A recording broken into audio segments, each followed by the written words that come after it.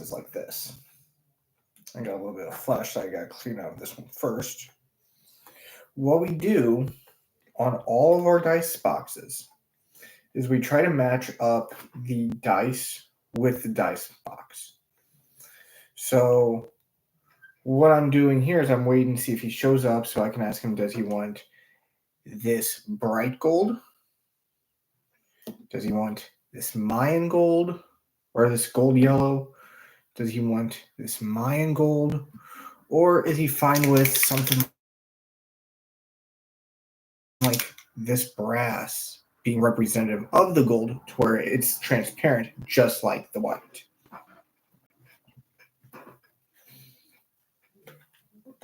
Now, if he doesn't show up because he might be busy, we will just go with the transparent, try to keep it balanced as best we can.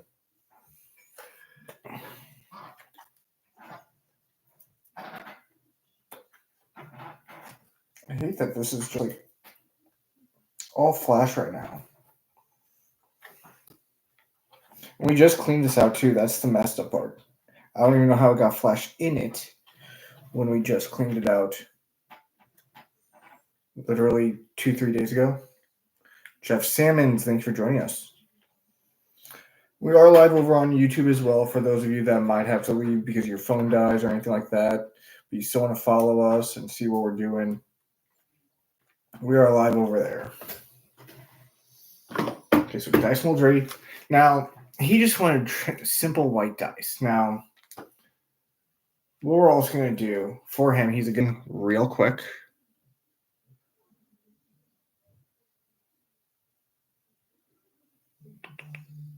Okay. Sorry about that, folks. I had to make sure I knew the exact D4 mold he wanted because I got this D4. I got this mold right here where the D4 has 3 different options. I had to make sure that I was providing the correct D4. Just a heads up, been wanting chases on the case. Yeah, this was my son's first birthday. My sister-in-law made me, my wife, and him shirts. So this was mine. That was 4 years ago, 3-4 years ago. But I've kept it ever since. So now what I need to do is I need to get this epoxy resin going.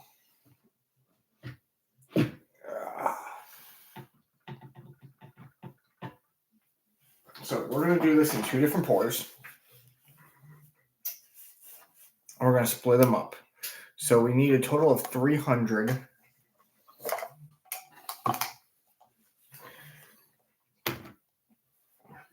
To make this pour work. So we're going to take this. We're going to have a total of 150 in this one. So we need to do 75 resin to 75 hardener.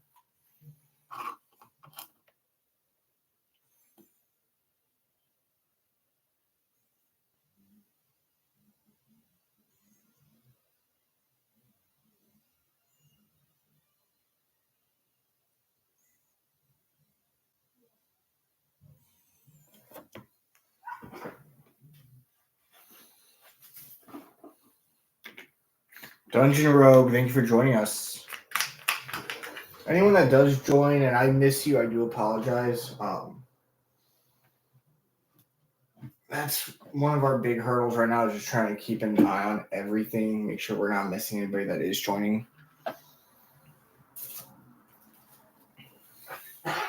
Nate, thank you for joining us.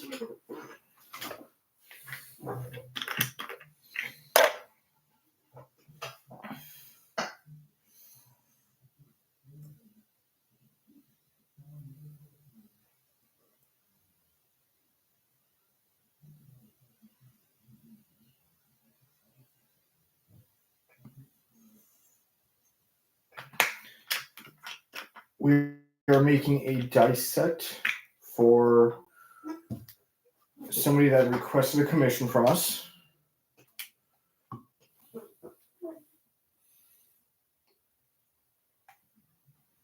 Now, they are a friend of ours. We've been in a few miniature painting competitions with them in the past. And they always do a good job. They always beat us. It's another issue. Every time they beat us. Where did I put the lid? Sit right there for a second while I look for that lid, which is right in front of my face.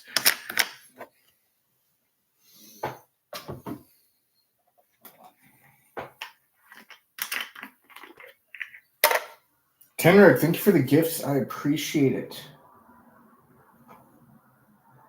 Gifts are not required, but they are very much accepted and appreciated.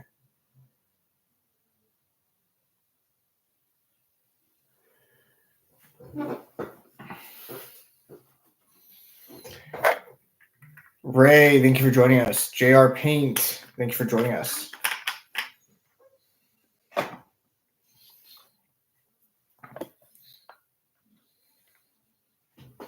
So I'm hoping that who this commission is for does join.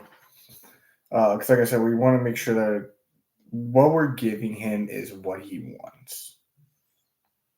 His original request was, hey, we just want basic white transparent dies.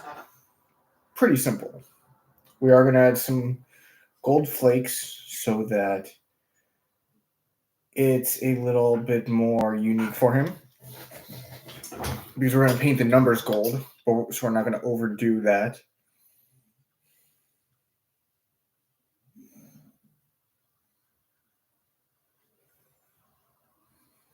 Dark Arts, thank you for joining us. Maker M, thank you for joining. This is the fun part of the resin portion. The stirring. The never-ending stirring. I feel like every time I make something out of resin, I'm just stirring for hours.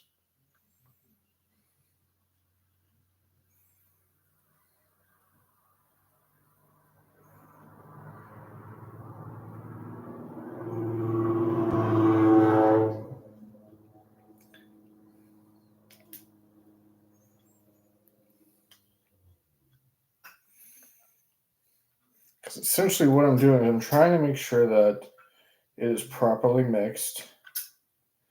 And you can tell if it's properly mixed because you won't see any of these. It will be completely clear. It won't be as if it's got like a film on top. Brenda, thank you for joining us.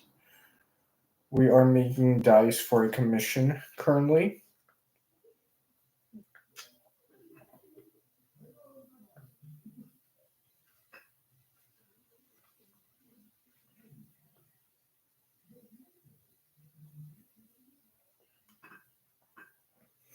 "3D Alliance", thank you for joining us.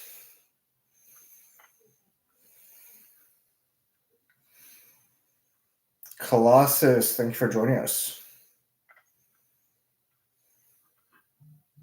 If you guys like what you see, definitely give us some likes, give us a follow, because we do make dice in many different shapes and forms, such as these ones were failures, but an example is our glow-in-the-dark sugar skulls.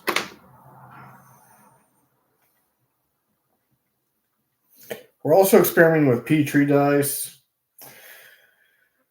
We haven't gotten that one down fully. Cash, thank you for joining us.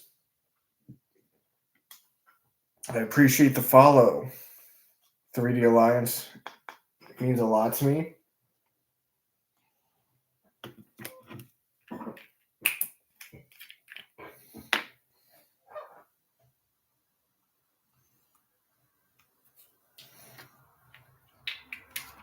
I appreciate the likes.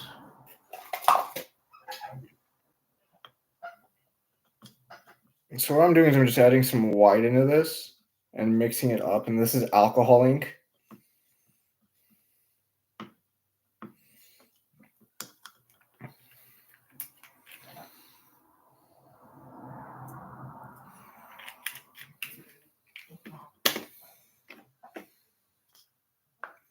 It's just basic white alcohol ink. So it's going to look white. It's definitely see-through. It looks almost more cloudy, but once we get it all mixed together, it'll look exactly how it should.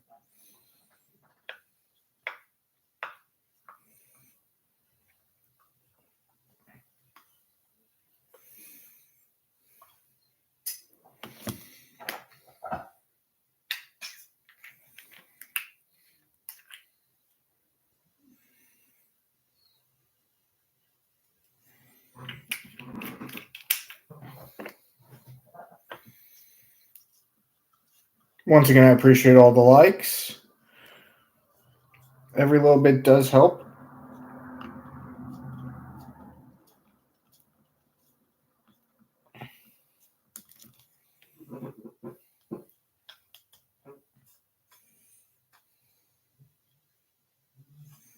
Shadow Hunter, thank you for joining us.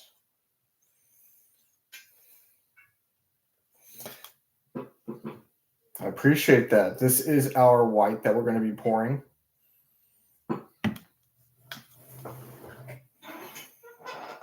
So I am making him a set as we speak. Trying to get him on here so that we can show him these, because he asked for gold numbering, and how I usually do my dice boxes is I do got cheese dice, love it. How we usually do our dice boxes is they're a mixture of the two main colors, such as in his case it would be gold and white. So I'm trying to get him on here to ask him what he preferred, like a transparent gold, this gold, this gold, or this gold. I got many options. Kevin Marvin, thank you for joining us. But this is the fun part of dice making. Just sitting here and spinning the dice, spinning this around. Because you can't go too fast. If you go too fast, you make too many bubbles. Can't go too slow, because if you go too slow, you are going to waste some of the curing time. And we already warmed these up. Dragon, thank you for joining us. We already warmed these up so that we can make sure that everything is copacetic in a way. What I mean by copacetic is pretty much just we want to make sure that everything that is mixed up is properly. Here's the transparent white that we're going to use. So you can still see through it, just not all the way. That's the goal.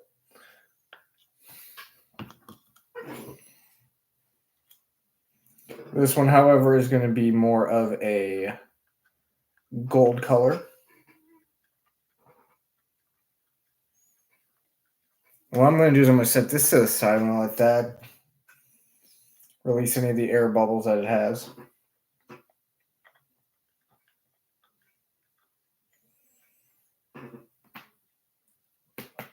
Oh, my neck.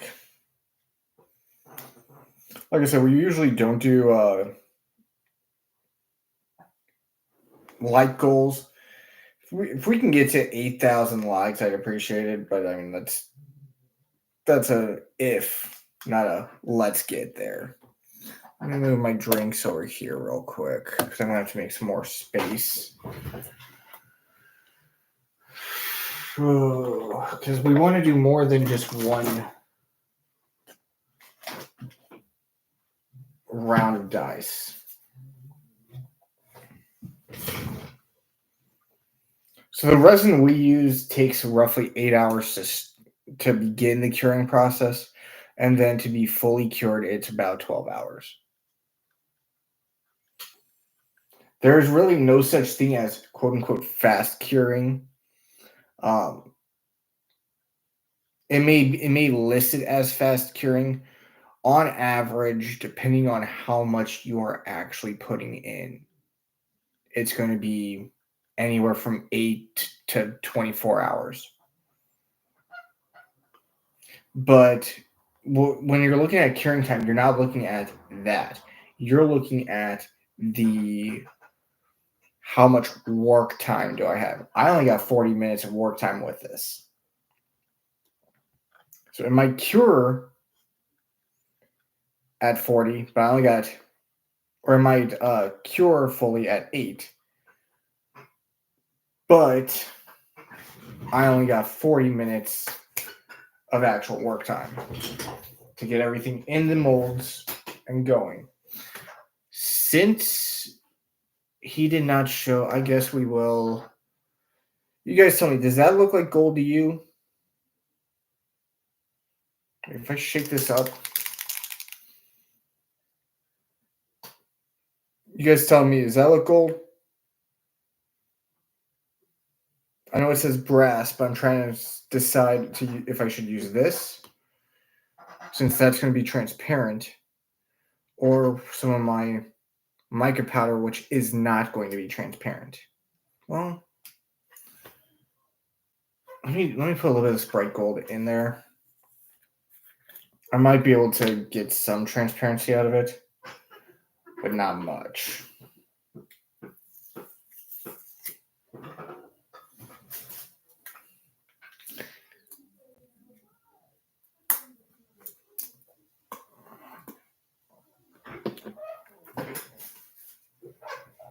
Okay, where's my spoon?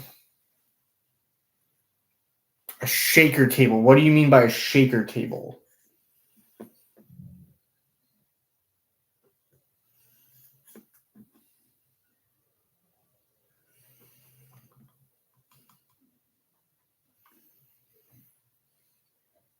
Do you mean like a vortex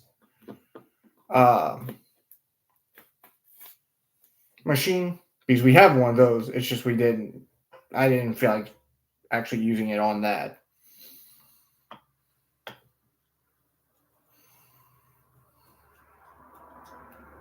Well, that's pretty transparent.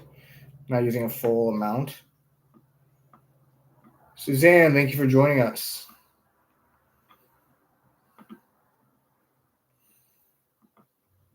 So is that what you meant by a shaker table dragon that was like a vortex machine?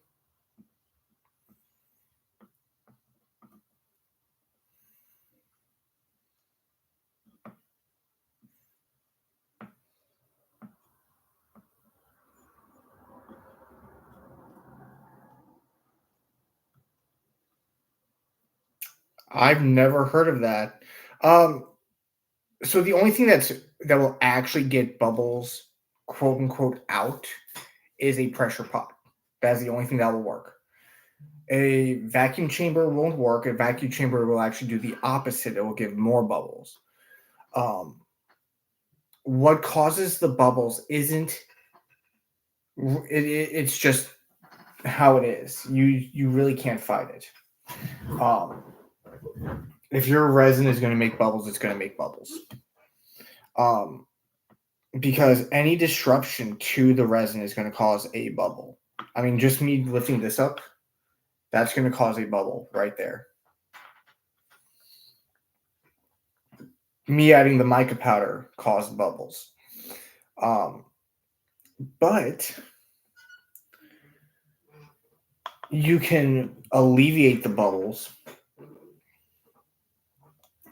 by utilizing different techniques.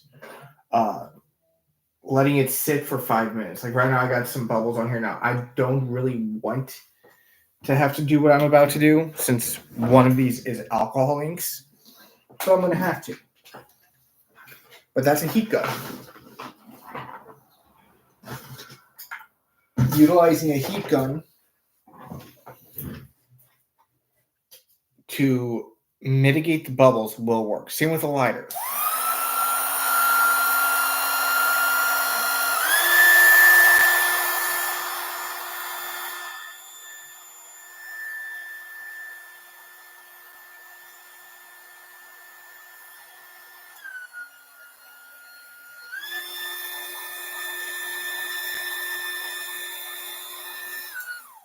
what that did is it pops all the air bubbles. It actually also heats up the resin to where it pours a little bit smoother. Because based on how high you pour is going to base really everything about the pour is the big issue as well. You're out of likes.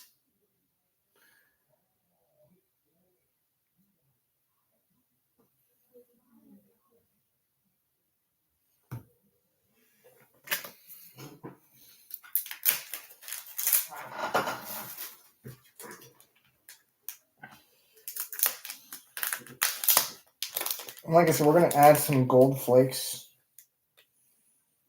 as well to this.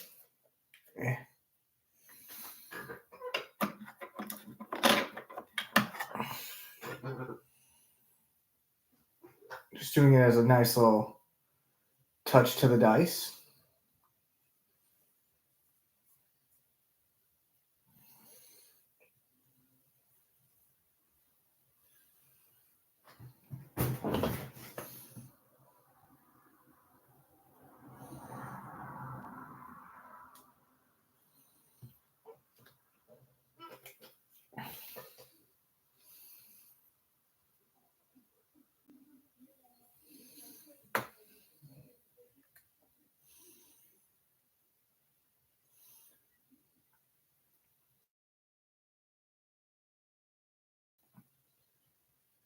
Now, me adding the flakes of gold to it was not in the commission, but I wanted to do something to make it unique and special for him, which is why we chose to do the gold flakes.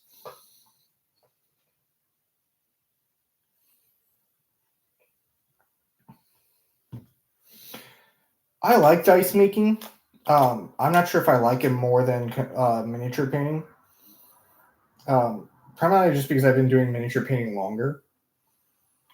But also it's a different ballpark, really.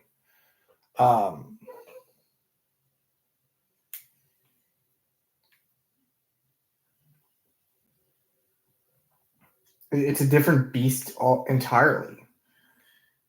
Having to sit here and factor in dice and how they sandpaper. It's 6 different layers, though, is the thing. So I start with the highest layer to begin. And as I'm going through the layers, the grit intensity is lessening and turning more into like a polished paper, if that makes sense.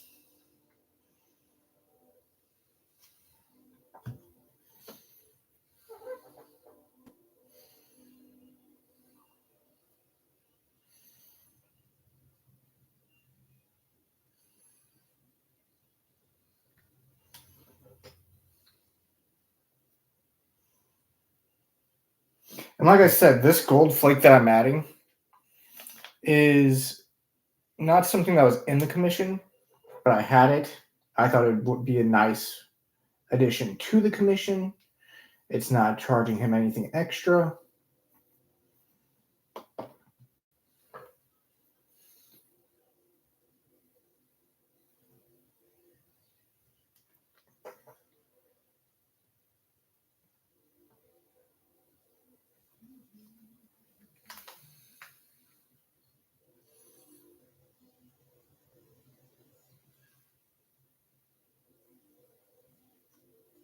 Okay. You've used them before? Okay. So yeah, you know exactly how it is. It works exactly the same way. And I mean, I use them right now when I sand, and they work perfectly. The big thing when you're doing dice, especially when you have it like how I do, where currently I have 2 different I have 3 different D4s. So I have to sit here and try to match up where I have my D4 with my pour. So there's this little lip. I'll show it here in a second. Everything. Never mind, can't show it. It's already pouring out. How the key on that one works is there's a little bit of a lip.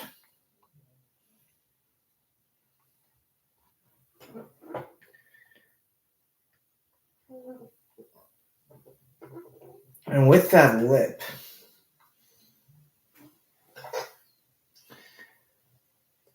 how it works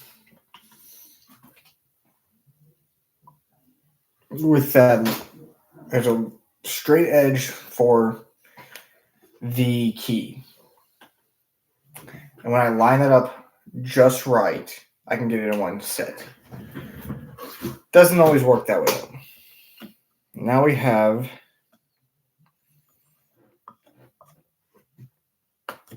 our next task, which is our dice box.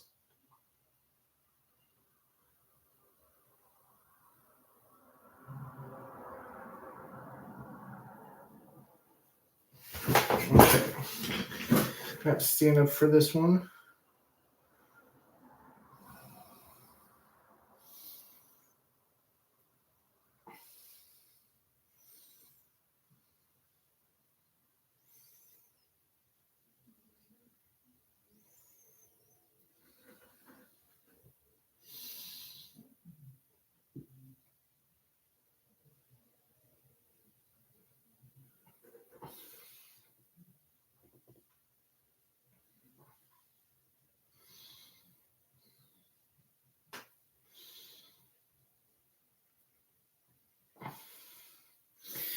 Now, once again, we are going to be raising our prices here soon.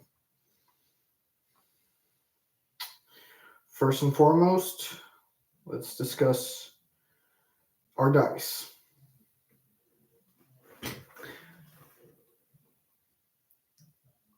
Our dice prices are going to go up based off of the current market price I'm seeing around usually for handmade dice.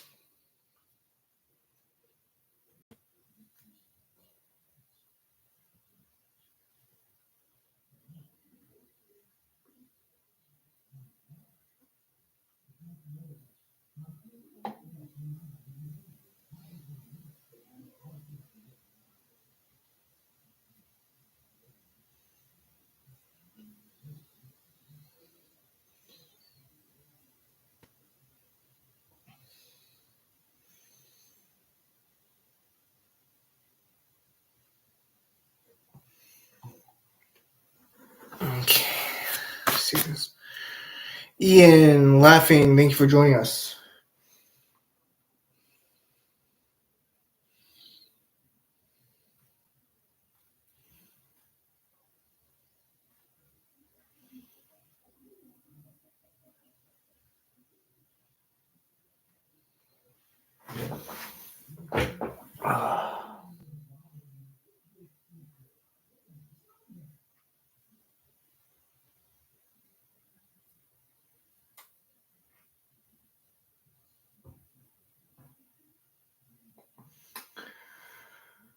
So now we wait. Grand total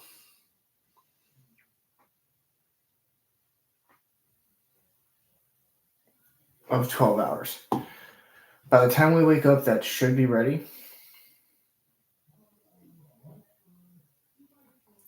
But dice prices. Like I said in a video a few days ago, we are going to start raising our prices. So, currently a lot of handmade dice is going for 30 to 40 bucks. Just straight dice.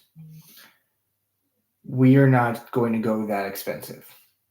One, we don't have a pressure pot, so we are getting flaws. Two,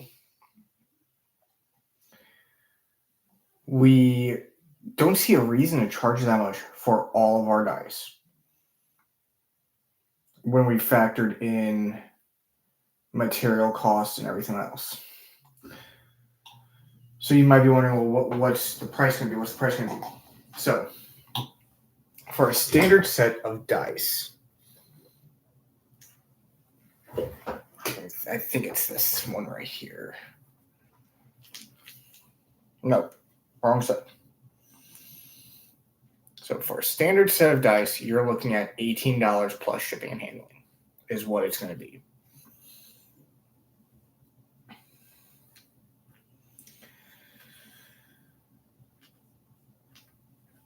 That's with materials as well. Now, a dice with a dice box. Now, that's just standard dice. That's just to get a dice in a bag like this. $18 plus shipping and handling. A dice with a dice box is going to be $26. Then a dice with a dice box that's magnetized is going to be $30 or $31. I'll have to double check my spreadsheet that I have. And then we move into the big one, which is right here. Now, for those that don't know, the big one is a dice box. This is $36 plus shipping and handling. That's what this is going to be. The reason this is so much more than everything else, and it's just a dice box. You don't get dice with it. You just get the dice box. This is 1/4 my resin. If I were to make this, it would literally take 1/4 of my resin to make.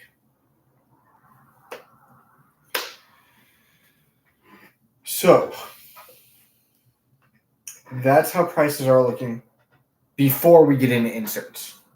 With inserts, for a standard set of dice like this, just a standard set of dice with a little insert inside. Could be the One Ring, could be our Sugar Skulls, could be our eyeball dice. It does not matter. For an insert dice, you're looking at $26 without the dice box. Right off the bat, $26. With the dice box, you're looking at $30-ish. And then with the dice box magnetized, you're looking at about $32.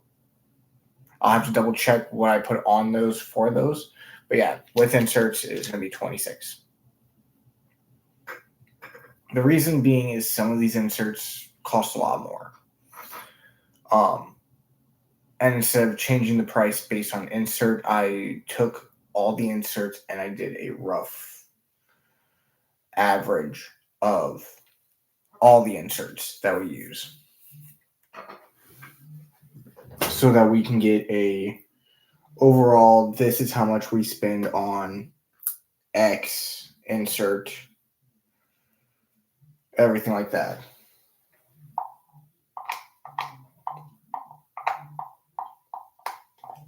Now, I'm hoping the dice set that we just made turns out perfect. However,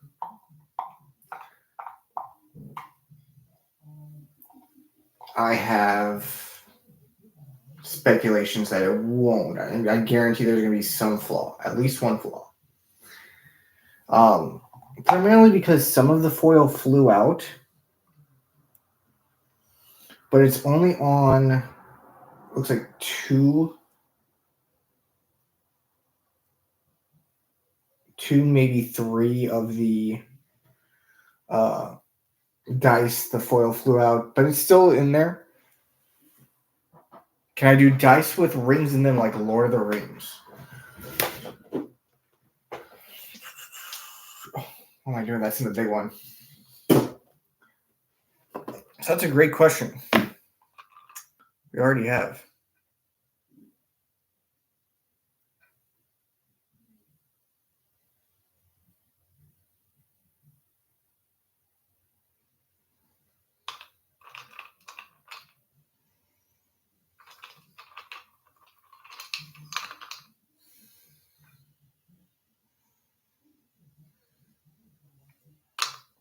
We try to make a little window whenever we do anything with an insert so that you all can see into it clearer.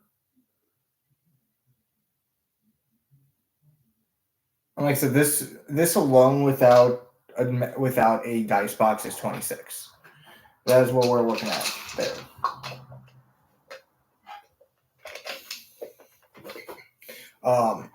And all we use for those, I think it's right here. Nope, that's not it. Is these little Lego rings. Now, what's fun with these is I can also make them into Sonic rings. So I can do Sonic dice. I can do. There's a lot of different things I could do with them. Like different fandoms. One we're looking into doing soon, if we can find one that can provide me the materials for it, would be either lightsabers or kyber crystals for Star Wars fans. That's one thing we're definitely looking into. I really want to do that one because I'm a Star Wars fan. But I just really want to see what I can pull out with it. That's the overall thing. Because I want to see how much I can pull out of it and make it look good.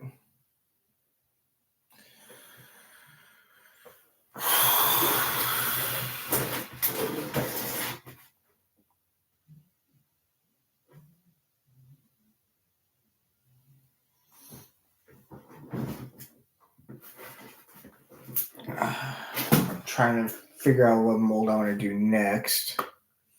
Because we have, I think we're going to do that one. I really do. We haven't tried this mold out yet. I really want to try it out.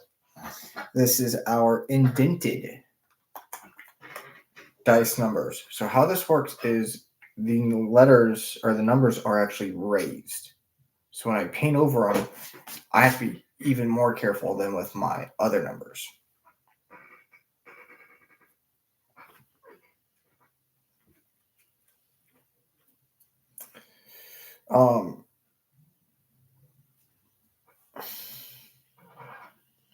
So I'm just looking at it real quick.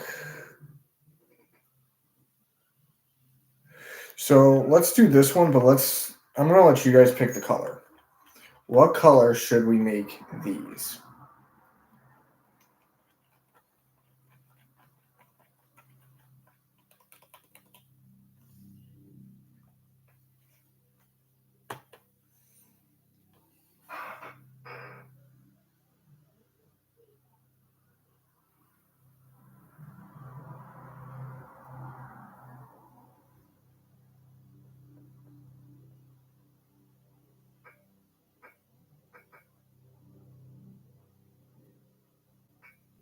No one's picking. Okay, so I'll pick a color then. First and foremost, what I want to do is I want to put the mica powder up. This was our latest commission that we did. Right here, it was our watermelon dice.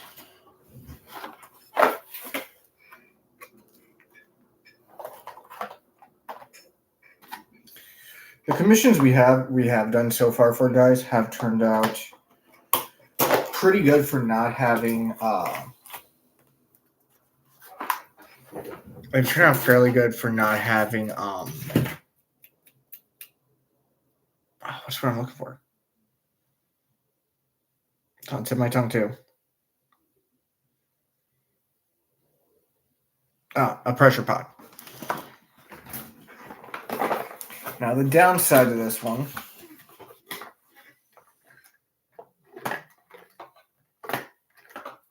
is solely that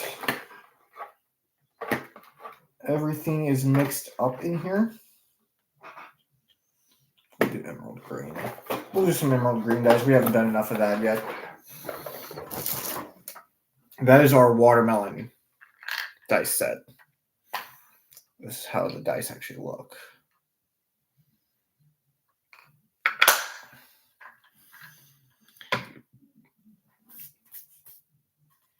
If you do get a magnetized set from us, be very cautious because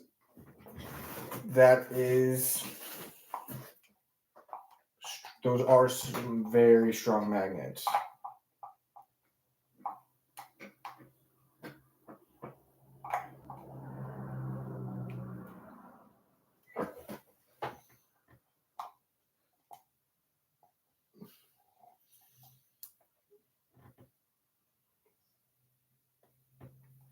Okay. So I'm going to just start with this little bit of resin we got left, see how much we have.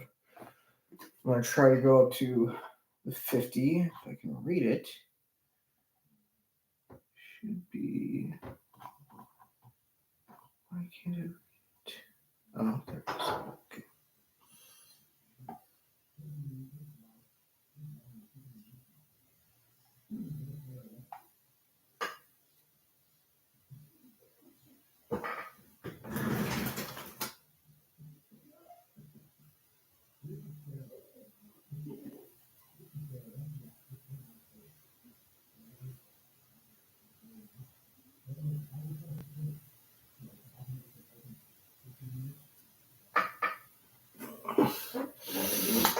Okay, so let me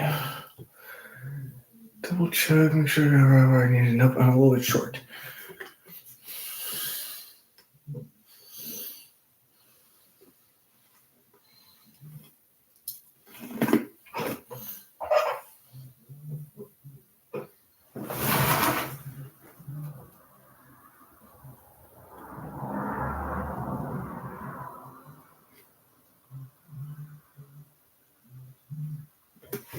Here we are. Well, the good news is that means this is empty.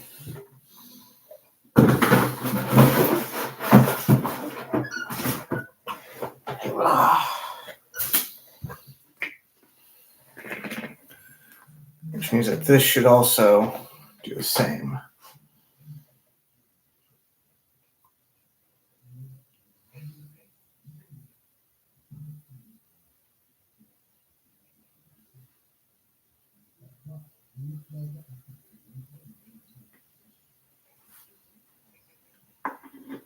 Somehow we still have a little bit left in here. I'll have to wait and see how much it actually feels like. I'm not sure what one we actually mispoured for that.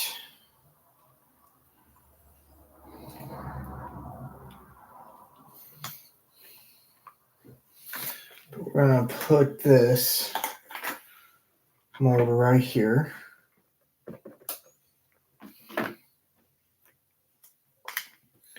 I'm gonna mix this up. We're gonna make this into a green, emerald green dice.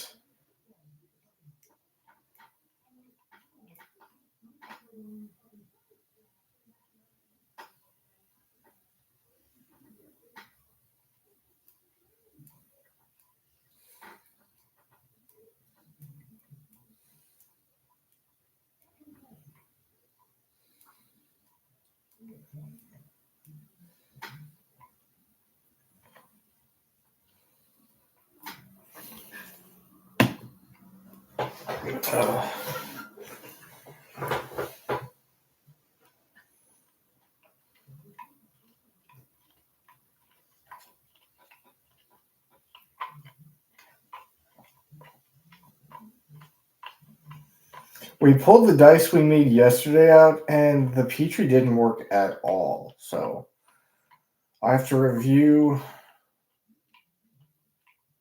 more Petri dice videos to figure out what's going on. Because I'm doing it exactly the same way they're doing it. I'm wondering if it's because I'm doing it in a multi.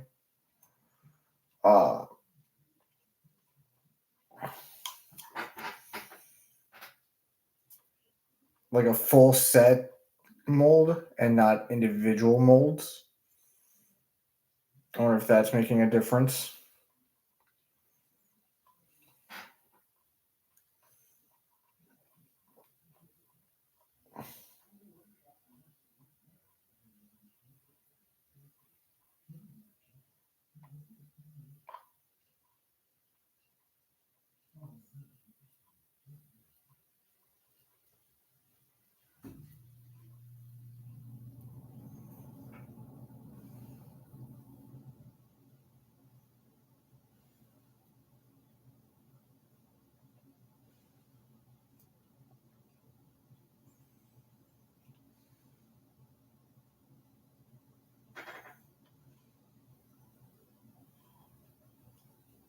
For those joining, we just got one commission in our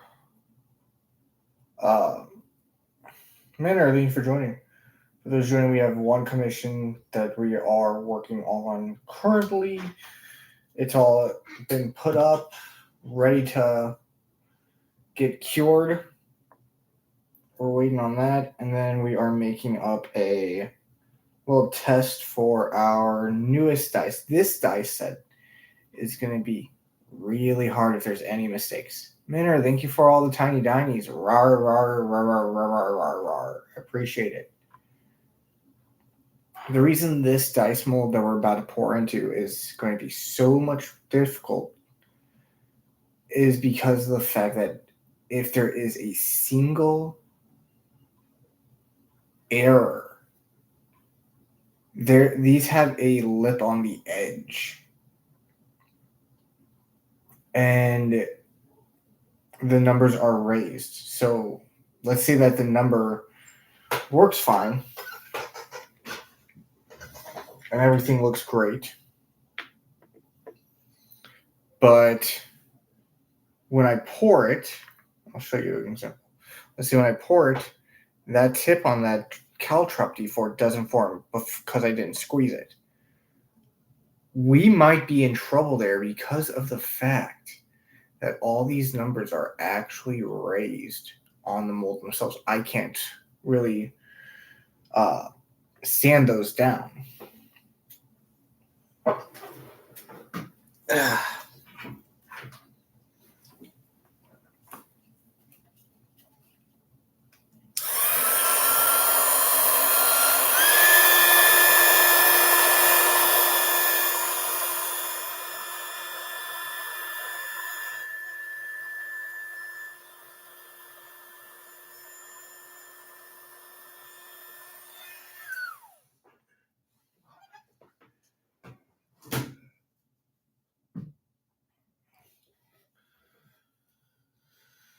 Okay, so now I'm going to add some of the additive.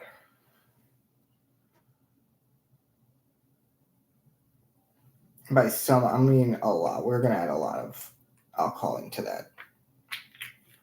Not like a millimeter deep, but we're going to add a lot because I want that to be really green.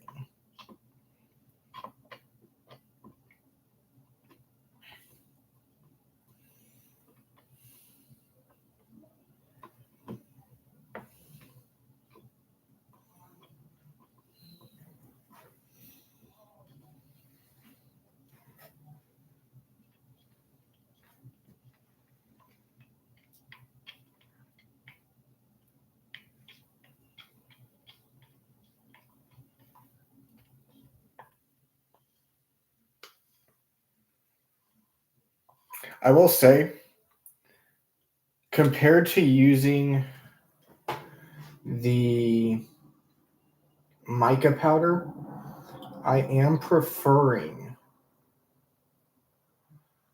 using the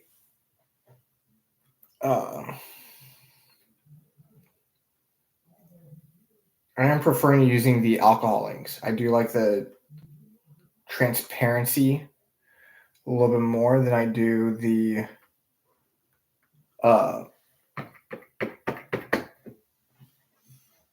like matte finish that the mica powder gives off.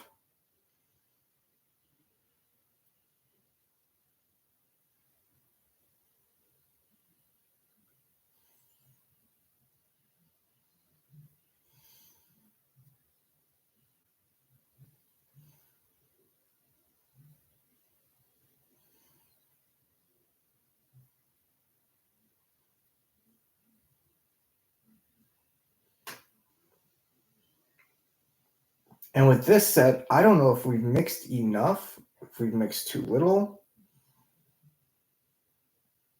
if we've mixed too much. We've never used this mold before, so I do not know.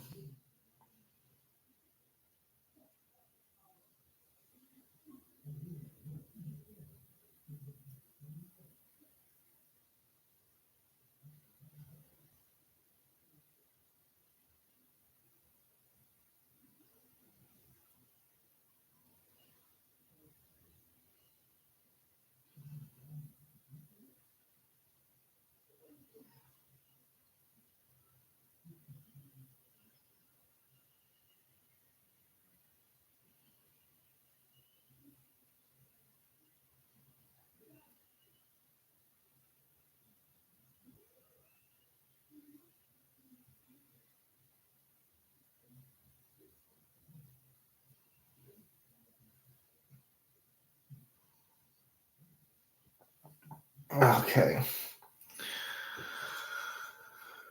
Whew.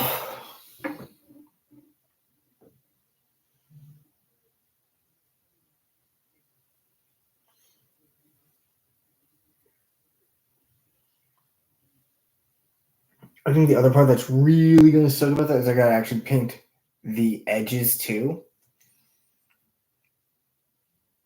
So it's going to be really fun.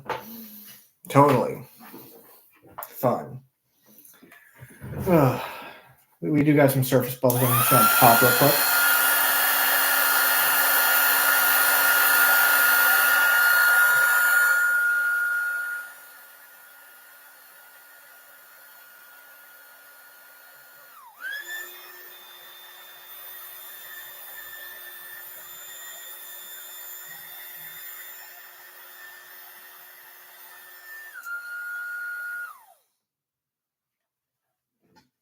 Oh.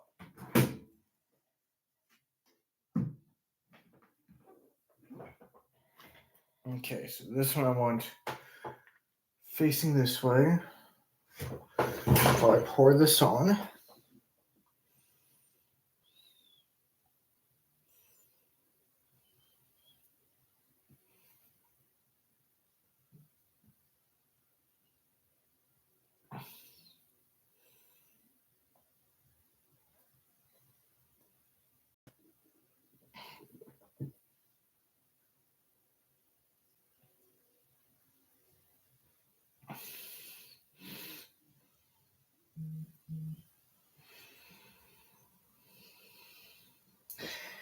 Okay.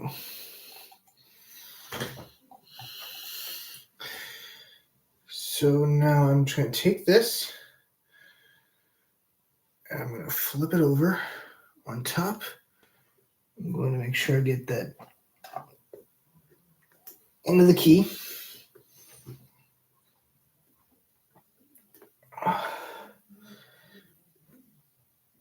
I need to put one with weight, like maybe 2 on this one.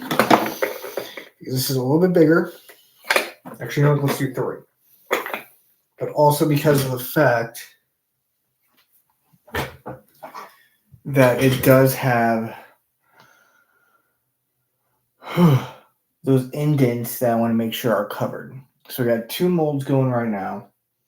We could go for a 3rd one.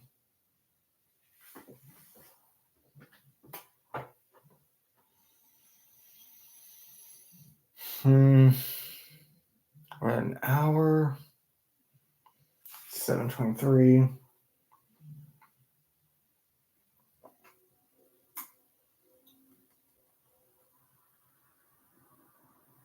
Screw it. Let's make some bullet dice.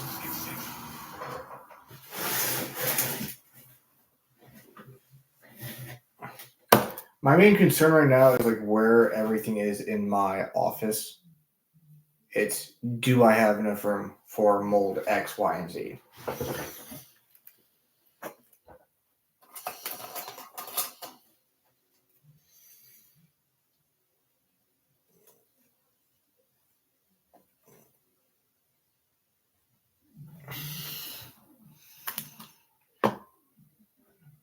Because I don't want it to spill over into my other portions.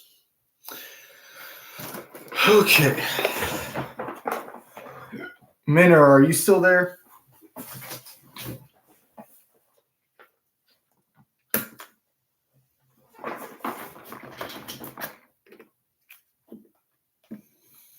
Okay, Dragon is still there. Video Alliance is still there. Thank you for the likes, guys.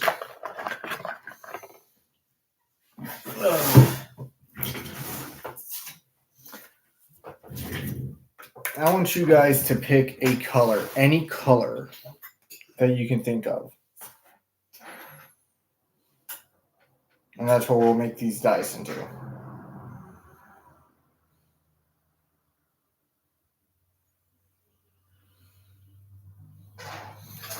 Any color.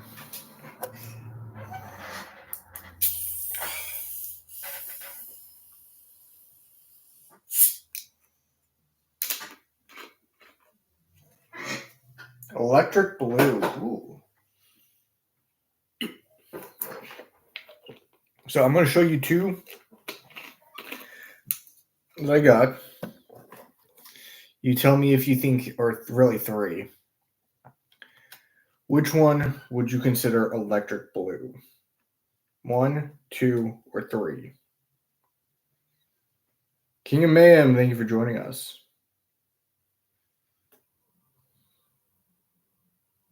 2. So that was Cerulean. Blue.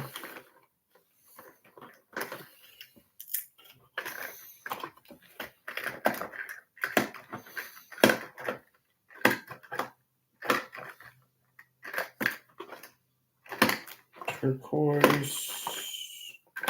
Aquamarine. Of course, now I find the forest green I was looking for the last mold.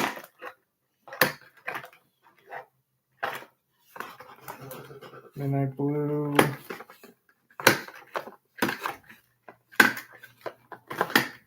It's in here somewhere. It's got to be.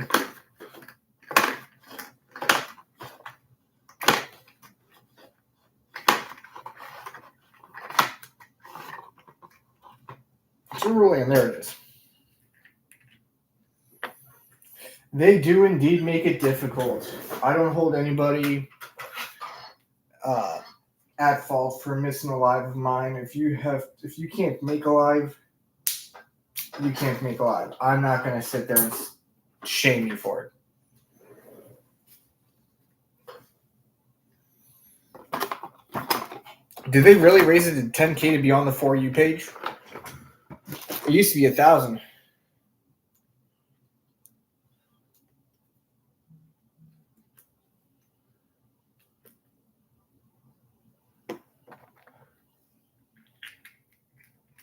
Yeah, if they raise it to 10K, let's get to 10K.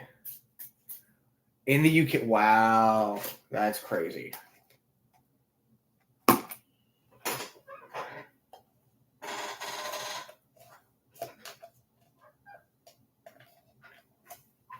Bear with me for 1 second here. I'm going to do something dangerous. You guys just ignore me.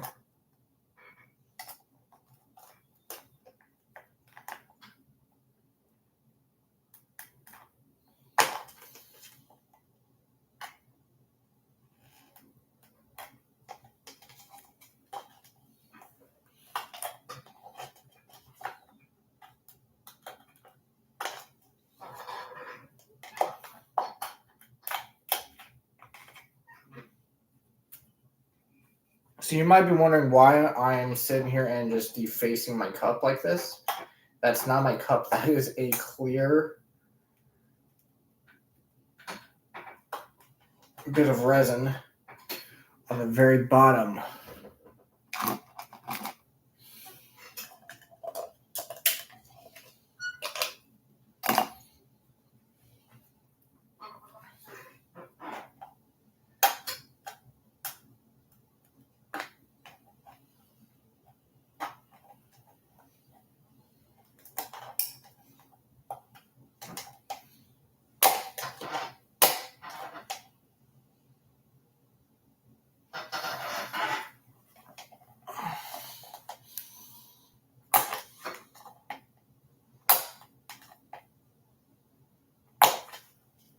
I'm trying not to break the cup because I need the cup.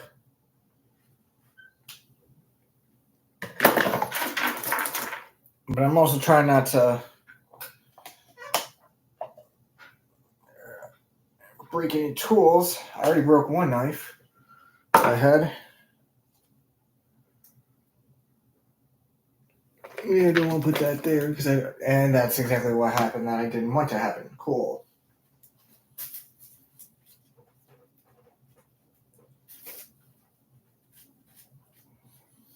And yes, these are kitchen shears.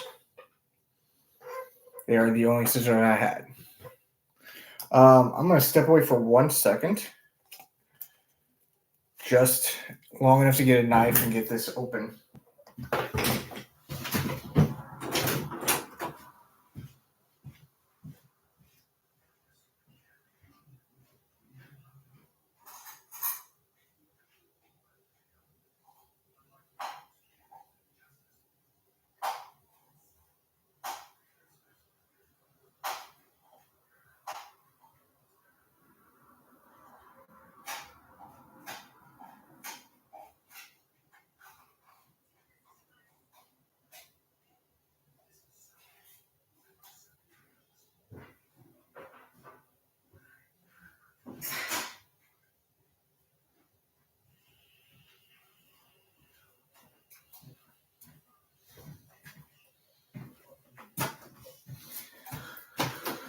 Okay, I'm back.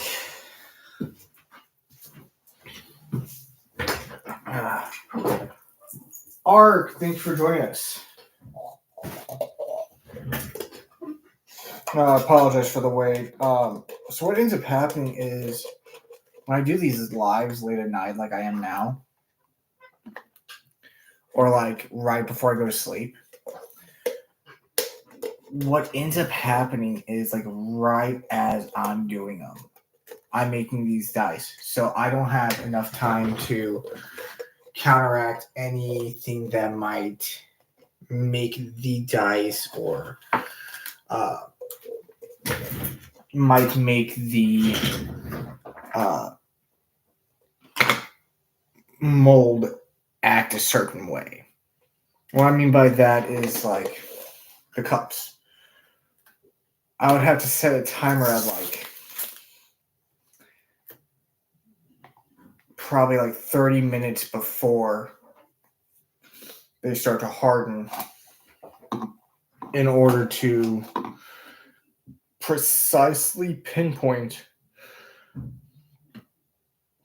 when the mold actually hardens to the point where I can pull it off. If that makes sense for what I'm trying to say. So like I have to wait for it to harden and then I have to clean the cups. These aren't silicone cups, which sucks. I wish I had silicone measuring cups.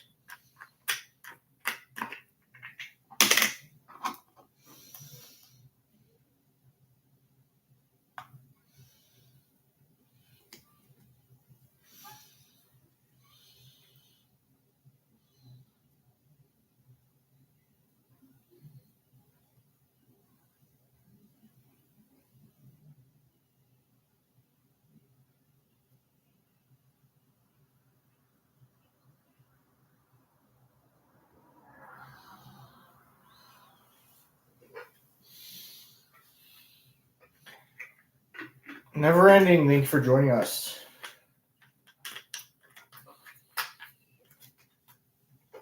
Okay, which one's more for this one? So I just did 75, so let's just do a full 150.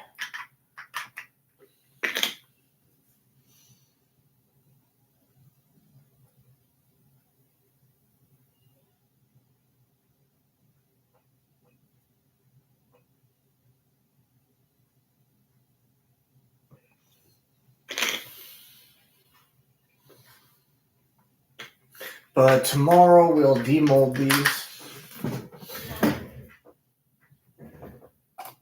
We will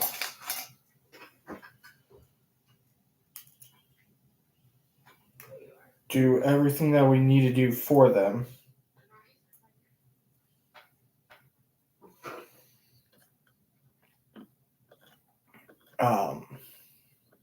Such as with the dice box mold, which I'm going to show. I'm going to show what the mold looks like, because I really, or what this looks like right now, because I really like this color. Bear with me. So that's the gold and white that we chose to do.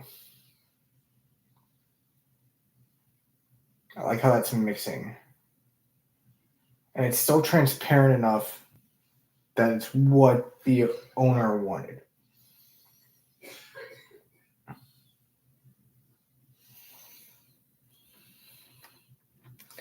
But we'll do the magnetization on that tomorrow. We will do the sanding and the polishing of that tomorrow, as well as we will do the numbering of that. Now, the numbering on that's going to be simple. It's just going to be gold. That's all the owner wanted. So that's all we're going to do is just gold numbers. I think that's going to look really nice against that white. Along with it, we should, in theory, be able to see some of that gold flake. So that's going to really show through as well.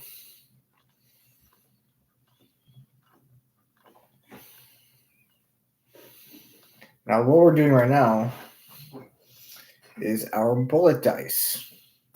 Really like this mold. It's a very simple mold.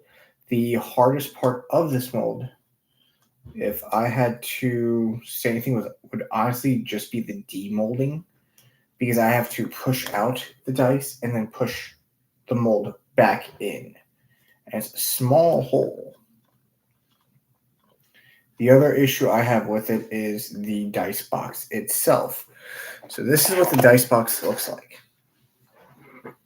As you can see, I can put my pinky almost all the way in there. And that's with the dice in it. But it's pretty simple. I mean, would literally have no way to magnetize this, even if I wanted to. Which, in my opinion, is a flaw. Even though it is an actual... I will say that. Mama Scarecrow, thank you for joining us.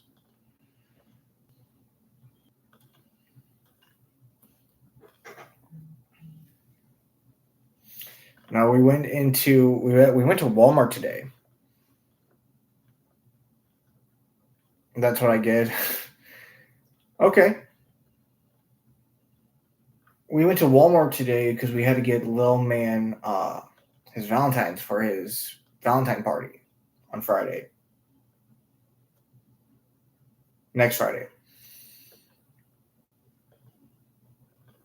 But we wanted to get it done early. So we got the Valentine's. We were looking around just to see what they had because we had some time to kill. And I went into the arts and crafts aisle just because I've never really looked there. Like, I've looked there for paints. I've looked there for miniature painting and diorama making. I've never went there looking for, like, alcohol inks or anything like that, because I'm like, surely they don't sell. They have a whole section just for resin making it. And that blew my mind when I saw that. I was like, really?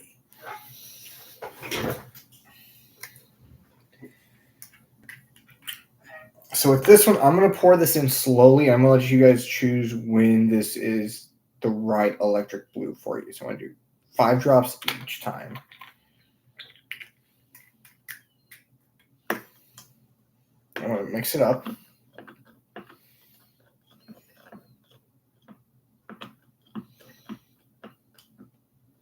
But there's the reason I mentioned that is because there's a kit that they have at Walmart that I'm looking into possibly getting, and it's got all different kinds of insert, like little charms I can put in my dice.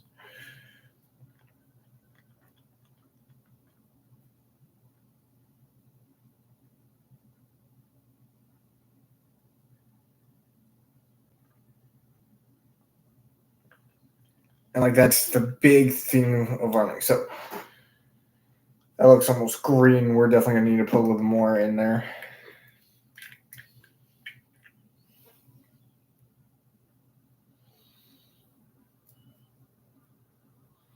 Have me double check and make sure I grab the right blue.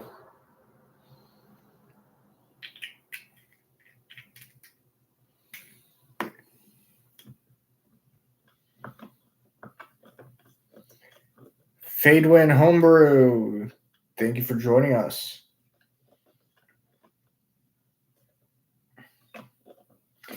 Now, when you homebrew, are you homebrewing just the campaign, or are you homebrewing like different aspects as well, like races and stuff like that?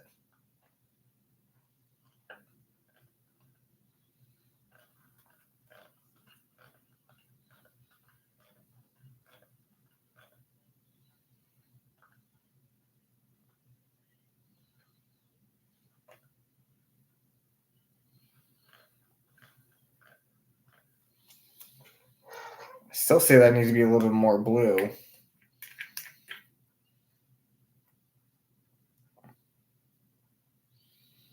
That's not even matching what's on my guide, but it says it's what it is. This is looking more like turquoise to me.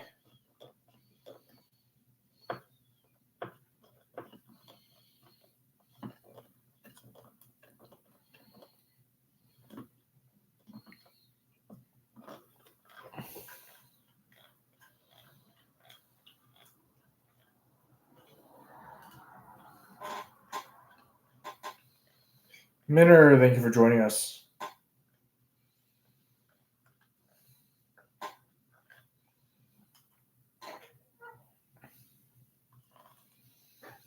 We're going to let this sit, and then we're going to pour it, and then we are going to pretty much just call it a day. We'll sit here, we'll talk some. So here's the weird thing. This color is supposedly that. I don't see it. If anything, it looks more like that.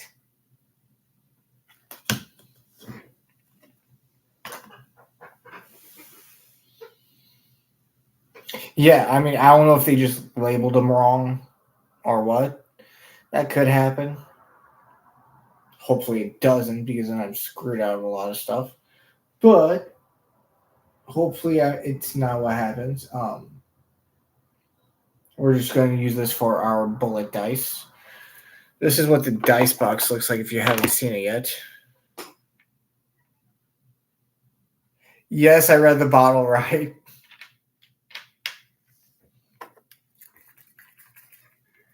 I'm going to shake it up. I'll even add a couple more drops just to make sure.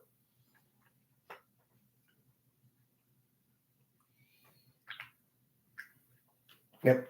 Because we were looking for cerulean. And it says it right there, cerulean. Even when it comes out, it looks like the correct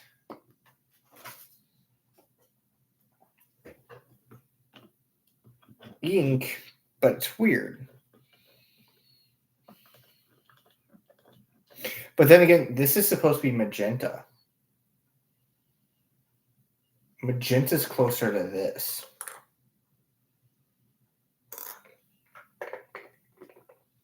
So I don't get it. I mean, and here's the other thing. Look at this. So here's the top of it.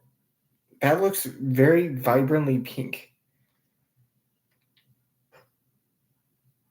Find which one is actually the right color. Or to wait to see how it pours out. Because what I've noticed with these alcohol inks that I'm using is that it'll be looking like this, but while I'm pouring it, it looks like what it's supposed to be.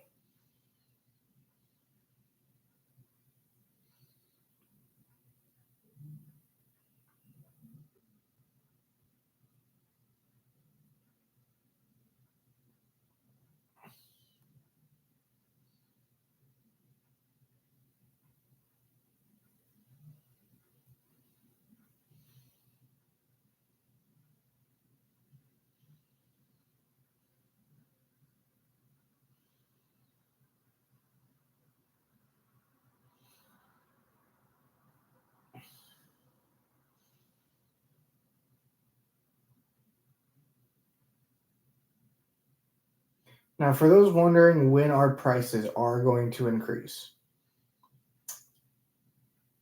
you got to keep an eye on our website. Once the prices change, that's when we're going to start to actually implement the price increases. So what do I mean by that? Right now on our website, we are showing our current price point, which is $7 for a set of dice. The big one and dice inserts are not shown there as of yet, because their price points were founded after. Yeah, I just got resin all over my middle finger.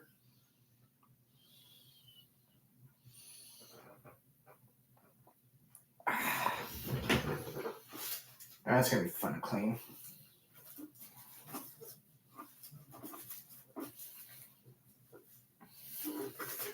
But no, I mean, like if you go on my website right now and you wanted to buy a set of dice and you pay me through PayPal, Cash App, Venmo, whatever, right after you place the order, I'm not gonna. And let's say your order takes me a little bit longer to make because I'm waiting on like a specific insert. That's not going to impact you getting your diet or getting and I like halfway through decide to increase my prices. That's not going to impact you. Here's what I mean by not going to impact you.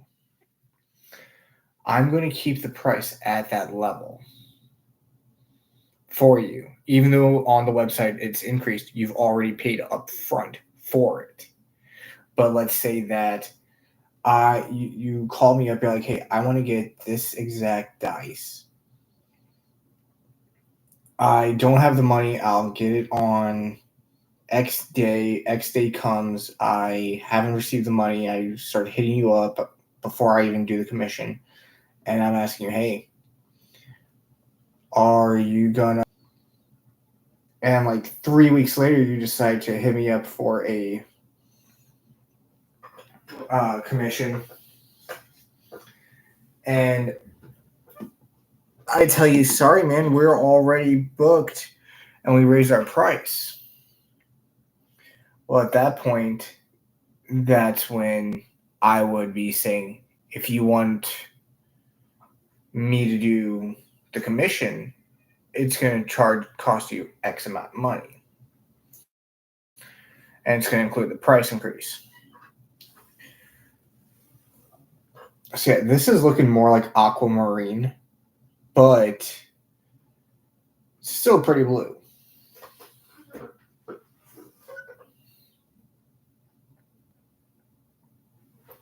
Where is, we have to open up our fan roll. This is one of our affiliates, Fan Roll. They do this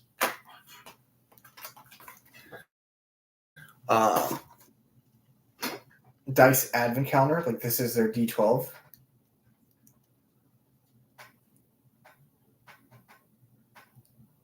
This one says DM Darlin on the dice on the inside.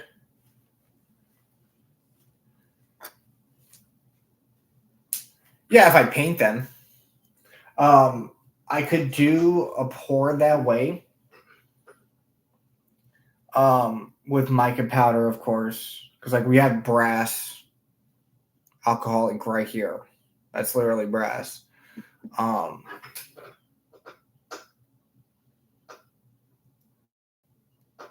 But how that would work efficiently would be I would have to figure out the exact measurements for the tops and the rest. Or I just paint over them. If you have like a specific, like if the majority of it you want, if by bottoms you mean like all beyond the point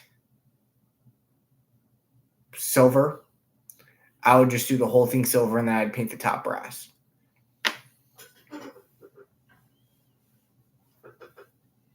But if you wanted like, say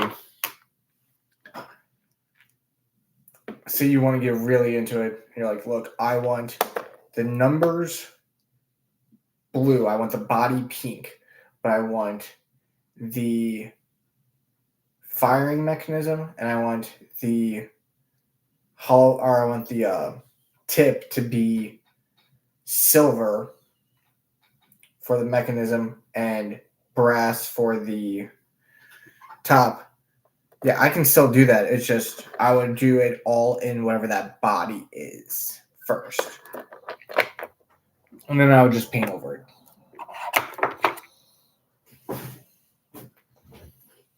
Got a little bit more resin. I could probably move this stuff down to the bottom here. Pull out another mold.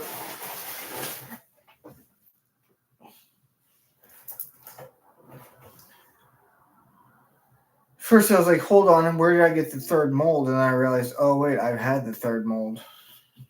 We've never used the big mold.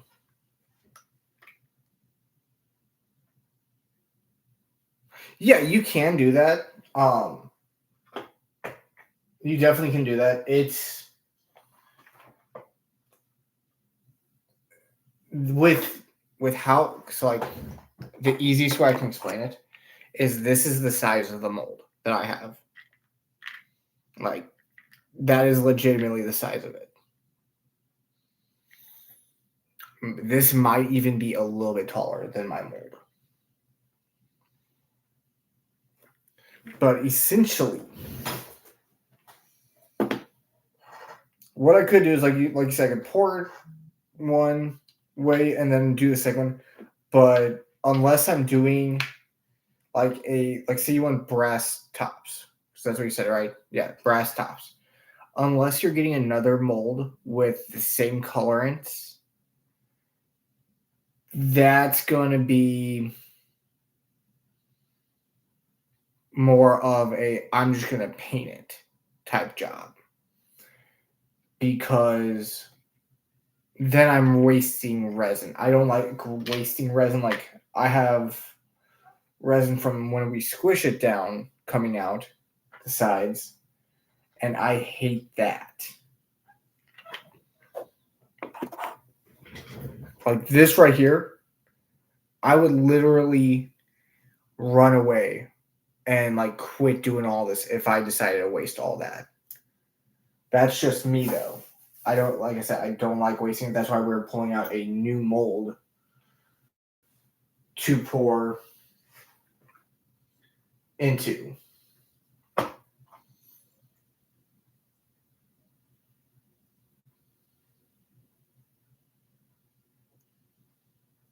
I about screwed up there.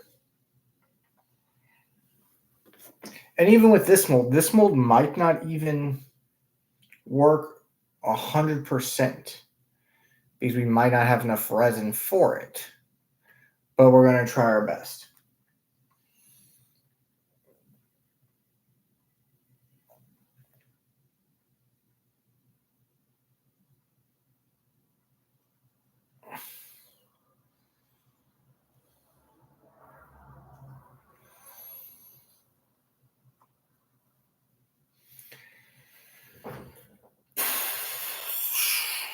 What do I want to do? Kind of want to throw something in there. Don't know what I want to throw in there though.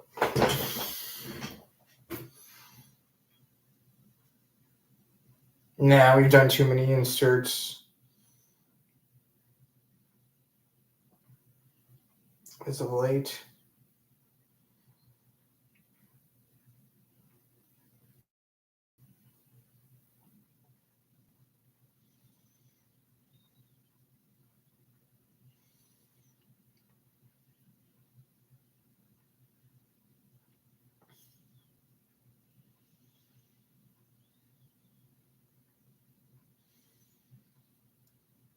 So I typically do mix sets.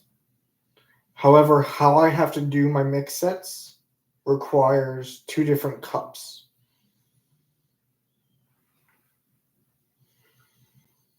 Like our first pour of the day was actually a mix set.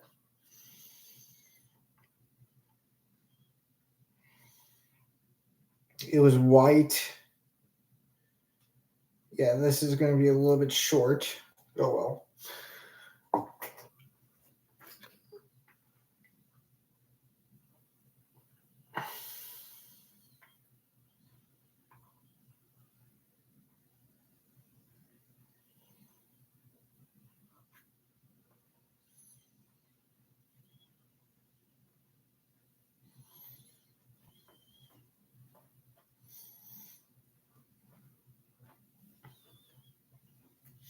So like, I've done mix sets. Like, for instance, this right here is a mix set. This is 2 different colors that we've mixed together.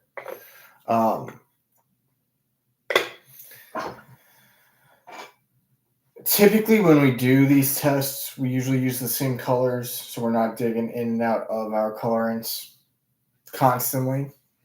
And we're just constantly just mixing in new for the same color. But when we're on live like this, I'm to the point where I'm just like, let's just throw it all in at once. Don't care what it is. Let's experiment. Like for instance, today's first pour, the golden white. That was a commission, so we had to do it a specific way. That was their request. But I didn't want to limit my other pours to just being golden white.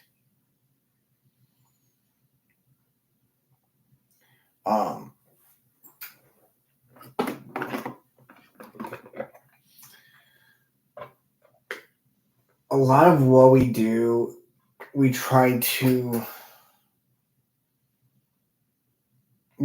to do solid colors, or if we do a mix, we're leaning more towards solids is the big thing, because I only have 4 cups.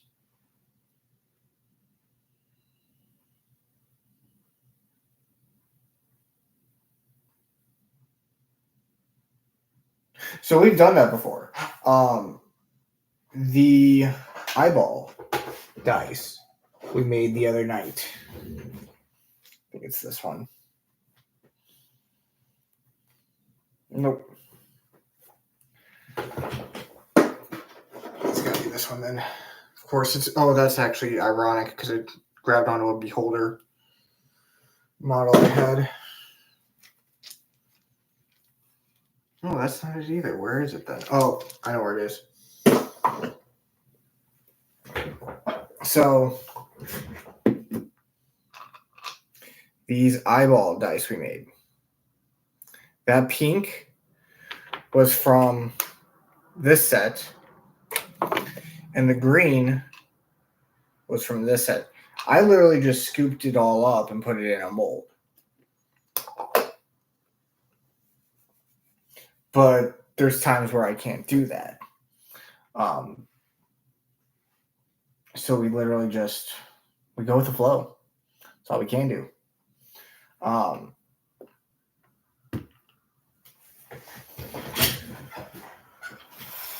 Once we get a pressure pot, this process is going to go in a complete 180. Here's what I mean by that. I'm working with somebody. You might be thinking, well, what's that? What does that entail? That entails me making my own molds. If I make my own mold, what that's going to do is raise prices. So we're still going to have the standard molds like this. But if you want the custom dice with my logo on it, that is going to cost more.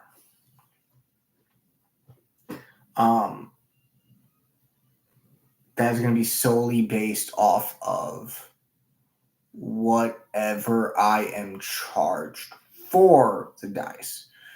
So, for example, right now we're charging $18 for the basic dice.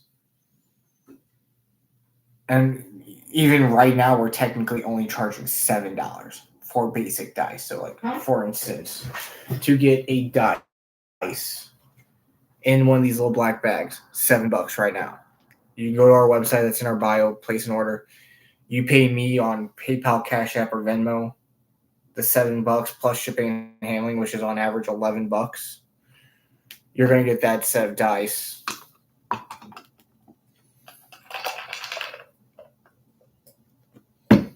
for, what is that, $18 total.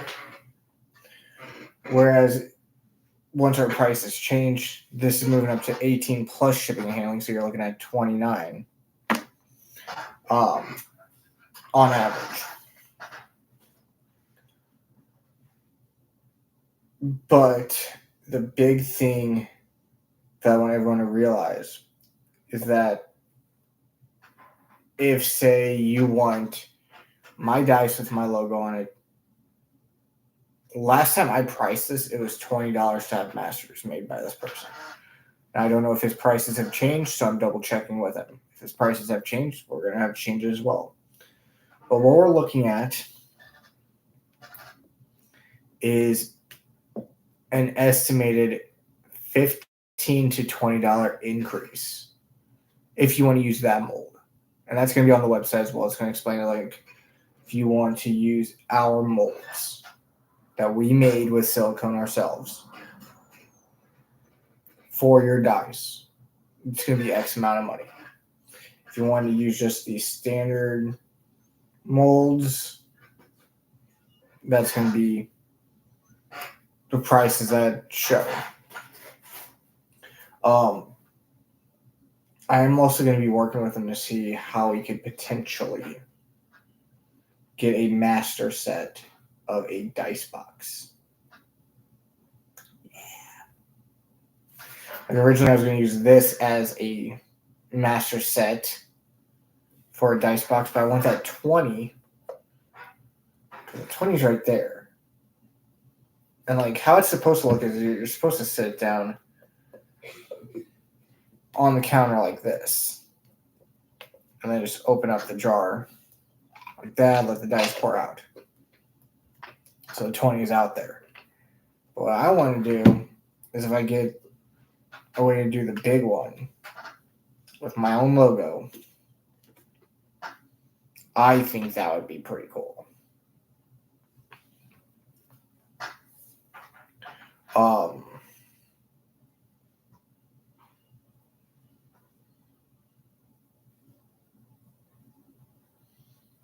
As a dragon, kind of what you're also considering right there is, what do they call it? There's a specific word. It's not like bundle dice. I'll have to look into what they actually call it because there's like a specific word for what you're also talking about. We've thought about that, but I mean that would be like me taking, grab bags pretty much.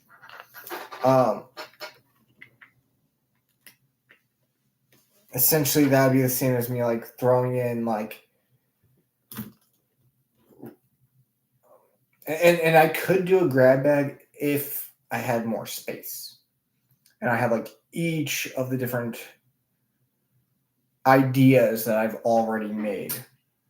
Like the one I'm just doing now for Midnight Ghoul, I've already got a name picked out for that. That I'm calling Clairvoyant or Omnipotent Paladin.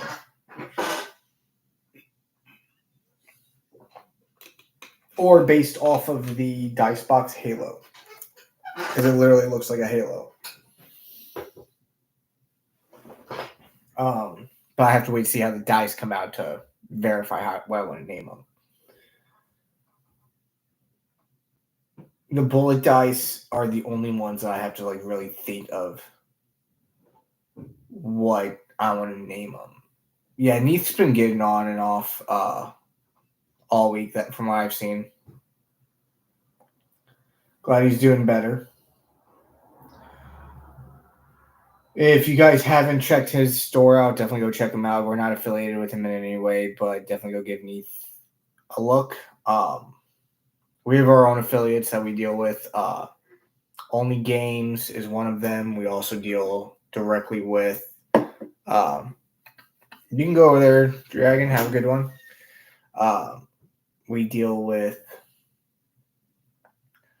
Wayland Games. We deal with Firestorm games. We deal with Renegade Games, Miniature Market, Nutmeg Games, Game Castle. So if you're looking for places to buy miniatures, definitely go through there. Neath also sells some miniatures from what I'm understanding. Go through him as well.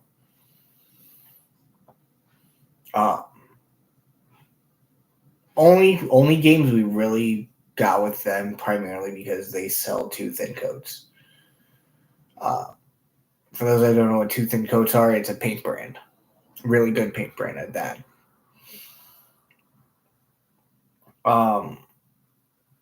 We have some other. We got a lot that we can do. A lot of affiliates. Table Hammer is one of our affiliates. If you need proxies or custom 3D prints, they're the go-to. Spray Gunner, if you are into miniature painting and you need to upgrade your spray gun, air gun, they handle that. If you need it's on the tip of my tongue. If you need dice, I have Fanroll as an affiliate. I have Dice Envy D&D dice as well. We have Minva for all your D&D DMing needs, and they sell mugs. I love mugs. If I had my check with me right now, I would go and get mugs. They're all found on our website. Go give them a look as well. All of them are great. I wouldn't. Let me see how I word this. Because if I word it one way, people are going to think that I'm just saying it just to say it. But I wouldn't be promoting them if there wasn't some aspect that I like that they do. For example, Fanroll. I mean, that advent calendar is $50. They gave me it for free to sample, but you guys also get 5% discount off Fanroll, and they have multiple different material options than I do. I only do resin. So, I mean, if you're looking for wood, metal, really anything, that's your go-to for that other options. Definitely use us for resin, but use them for the other options.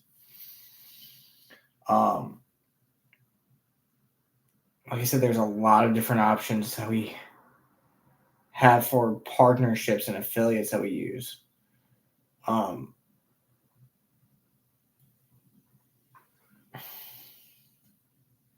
What I'm eventually hoping for that we can do is get a good enough backlog on our commissions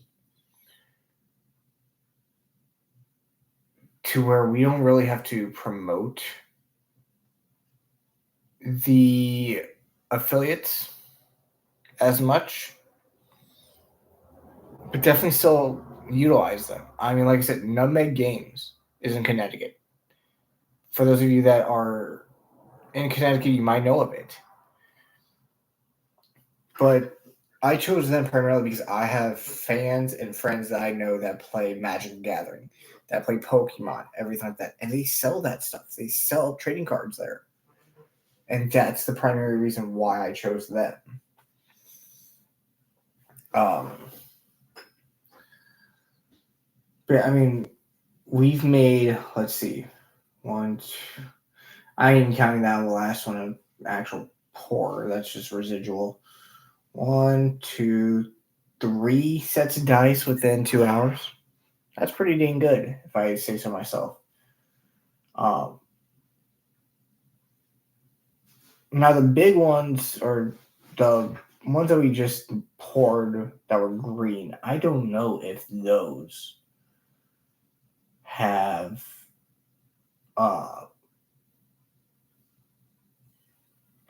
what's the word I'm looking for? If those will fit in the dice boxes that we have. Deanna, thank you for joining us. The reason I'm not sure if those will fit in the dice boxes that we have is primarily because of how big the dice box holes are. However, we have an alternative to that.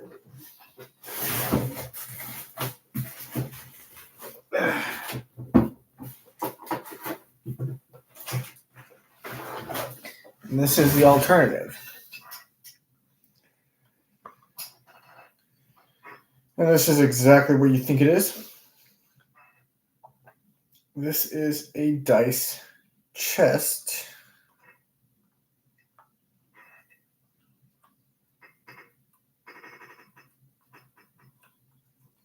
That would go like this.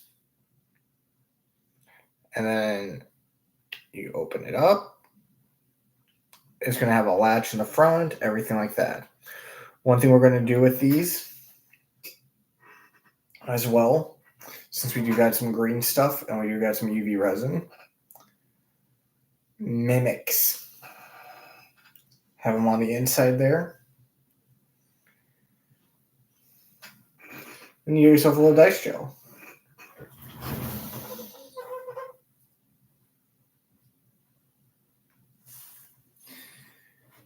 There's a lot that we can do. I mean, we have a whole dice box right here. This massive D20 in it of itself is a dice box. It holds up to 3 different sets of dice. Four different sets. If you include the bullet dice. But I got 4 different sets of dice in there, and it holds them. I mean, the one downside and the one regret I wish I could do with this would be to magnetize it, but the corners are not thick enough for me to magnetize. Like on top. The bottom ones would be, but I don't have anything that I could actually use to magnetize it like that. But yeah, I mean, that's really it. We're just going to keep going with the flow. We're going to hope that really everything just works out.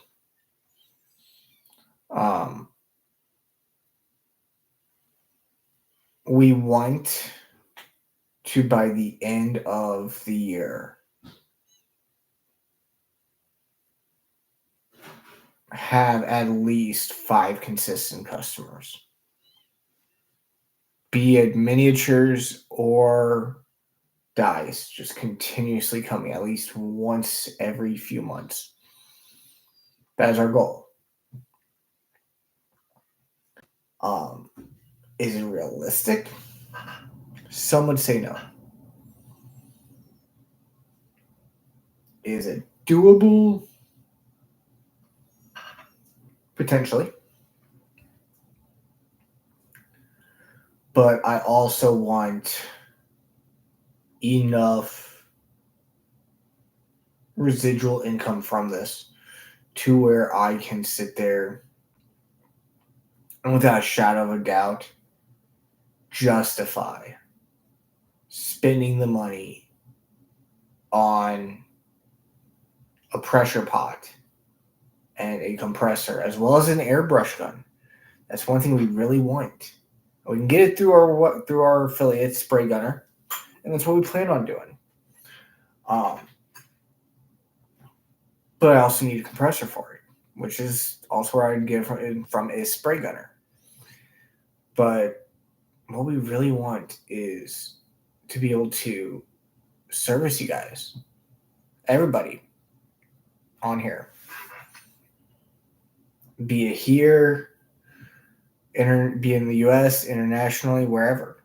We want to take this hobby and grow with it. I remember 2018, 2019 when I first got in the hobby. We started with just miniature painting. For those of you that have been following me for a while and you've seen what we've done with the Red Dragon, that was one of the first that I ever painted was that red dragon that we actually stripped completely, put back together, and painted again. And it came out even better the second time. That was one of the first ones we've ever done. That was back in 2018.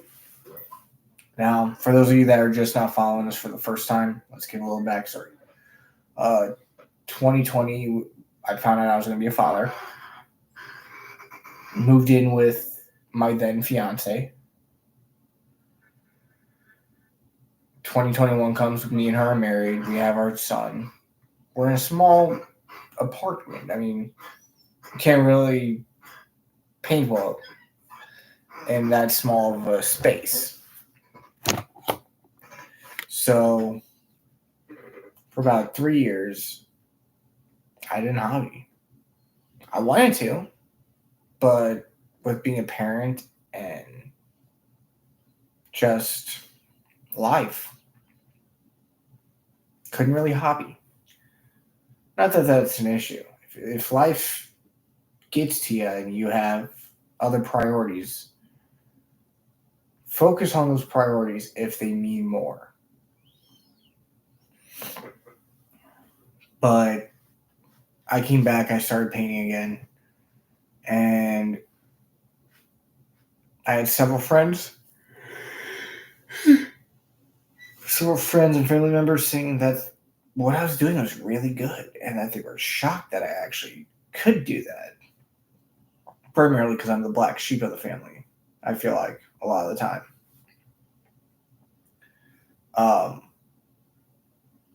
One thing led to another, and I started thinking, you know what, let me just start to watch this on, let me just start launching this stuff on YouTube, give a little bit of tutorials. Now I knew there was other more famous YouTubers out there. I mean, you got Ninjon, you got Squidmar, you got Miniac, you got Juan Hidalgo, you got Vince out there doing tutorials. All these got amazing artists that are doing the tutorials. I knew that I wasn't going to be blowing up in the first few months. I was surprised that first week getting 44. And I was sitting there, I was like, this is something I could look into as a alternative form of income. And I want to make it very clear, this is not me trying to get more commissions now. This is just me explaining how we got to where we are. And then I launched it on Facebook. I started posting more stuff on Facebook and in the groups, and all the groups are saying, that's really good. That's really good. Really good. Okay, well, maybe I should start looking into some Discords as well. Start looking into Discords. And I was still primarily doing it solely on YouTube at this time. I met up with another YouTuber, another TikToker as well. He's also on Twitch, and he goes by the name of Wasteland Crafts. Really nice guy, really good guy. And we were going back and forth on Instagram about my work, what I could do better, everything like that. As time went on, me and him grew a relationship. We were completely platonic, but we were friends. And what led to the next portion is he invited me to his Discord. I got in his Discord, and they kept mentioning their TikToks and how their TikToks were blowing up and everything like that.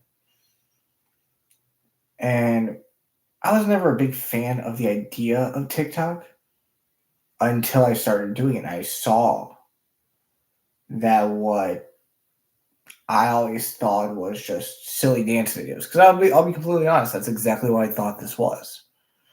Just because I have several younger sisters who, let's make it, and nieces who their whole ever since I can remember them doing it. Let's make a TikTok, and they're sitting there, they're dancing. You'll never see me do that again. I cannot dance. So that was my mindset of what this was. But then I started doing it.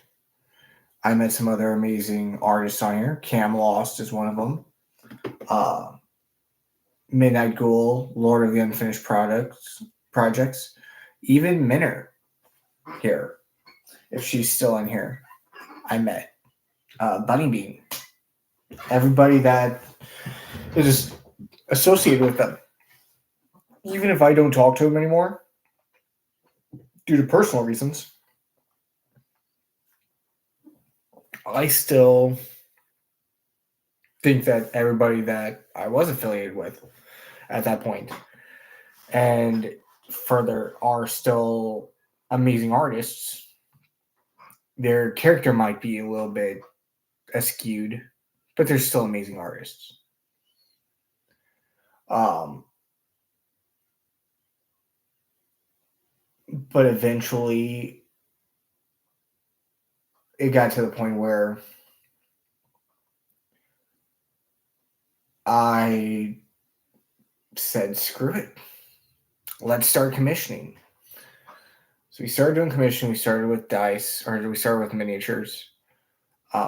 Here, and we're going back to per hour. So $15 per hour is what we're going to charge per miniature. Now, I can do a basic D&D miniature in about 30 to 40 minutes. Now, we are going to be charging a minimum of 1 hour per miniature.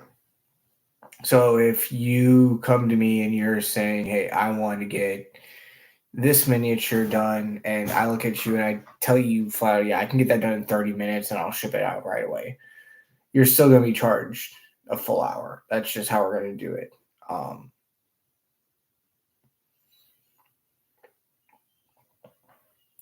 It's more so to keep everything in line.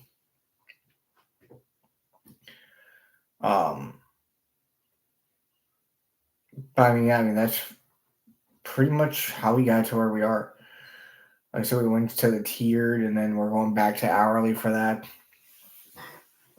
Dice is going to be somewhat of a tiered level, just because there's different aspects I can do. I mean, I can do inserted dice. I can do bullet dice, which we still haven't even thought of what we're in charge of that.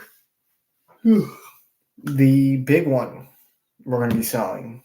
Like I said, all of our prices currently are locked in to where if you go on our website that's in our bio, or go on our link tree that's in our bio, you go to our website tonight or before we increase these prices, because more than likely by Monday these prices will change. If you go on there, you buy a set of dice or you buy a miniature, because right now our miniatures are tiered, meaning that you won't pay more than that per miniature. So right now our tiers are 10, 30, and then 100 with 3 miniatures for dioramas, because you get 40 for the diorama, 20 per, and you get a $10 discount per miniature for the diorama. But yeah, I mean, that's what we could do. Now, we've been going live for 2 hours. I gotta go wash my hands, and we're just gonna call it a night. I do want to thank everybody for joining us and talking with us, keeping us motivated. Because I'm not gonna lie, this past week was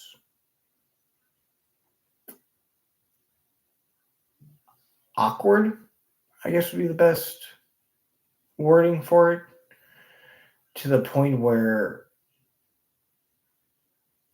I nearly gave up the hobby completely. I mean, even right now,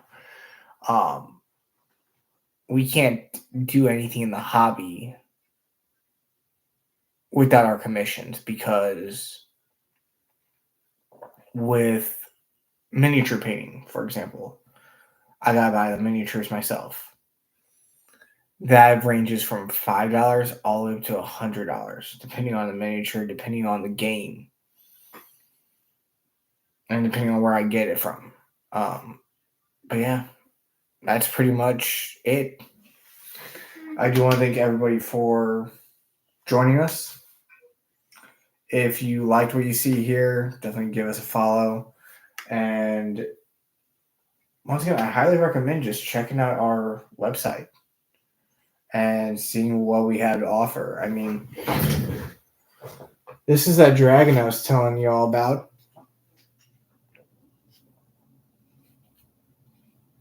That we literally stripped and repainted. And all this fire right here, that's handmade. Like, not just hand painted, but handmade. Like, that's with UV resin.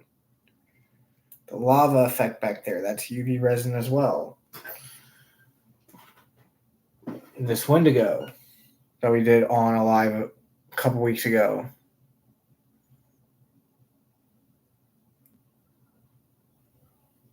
I mean, when